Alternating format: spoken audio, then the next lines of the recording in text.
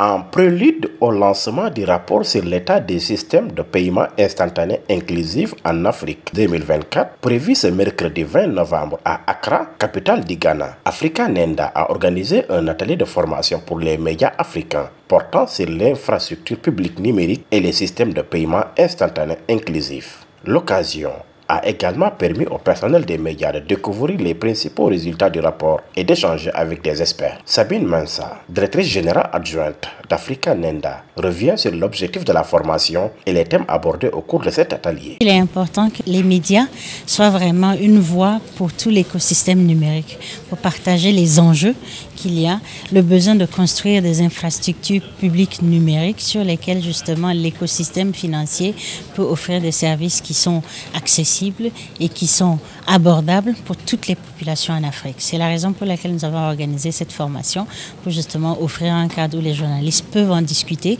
peuvent poser des questions et peuvent relayer ce qui se passe en termes de technologie et en termes d'infrastructure dans l'écosystème. On a parlé vraiment de l'infrastructure publique numérique. Et dans l'infrastructure publique numérique, on voit vraiment plusieurs chantiers. Le premier chantier, c'est celui qui est lié à l'identification, donc l'identité numérique et comment est-ce que ça s'est développé au niveau des pays et comment est-ce que c'est accessible à tous. Parce qu'avec cette identité numérique, on peut passer justement au deuxième chantier, qui est celui qui est des paiements et l'accès aux services financiers. Parce que pour avoir accès à un compte, il faut être identifié. Et donc, s'il y a une identité numérique, ça facilite donc l'accès aux services financiers. Maintenant, au niveau des services financiers, on a parlé de la nécessité que ces services soient interopérables, c'est-à-dire que quel que soit le fournisseur avec lequel vous avez un compte, vous pouvez faire des transactions avec tout l'écosystème. Le porte-monnaie électronique, services bancaires, microfinance. Il vous suffit d'avoir le téléphone le plus basique pour le faire. Le dernier chantier, c'est le chantier qui a trait au partage des données.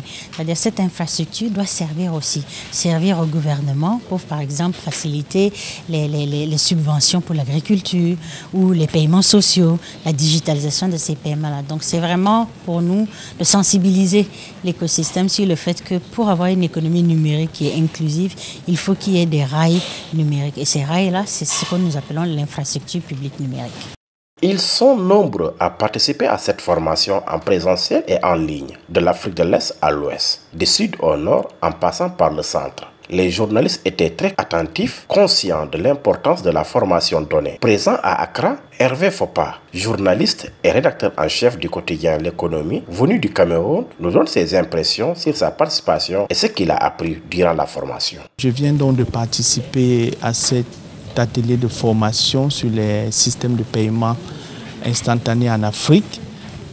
C'était une formation pour moi intéressante, ça m'a permis de comprendre les freins, voilà, au développement de ce type de système, notamment les problèmes liés à Internet et les problèmes liés à l'énergie. Voilà, l'énergie.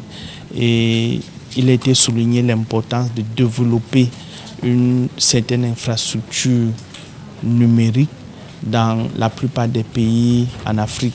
Ce que nous avons aussi retenu, c'est qu'il y a quand même des avancées dans certains pays, comme le Ghana et le Cameroun, dont le taux d'inclusion en termes de système de paiement instantané a augmenté.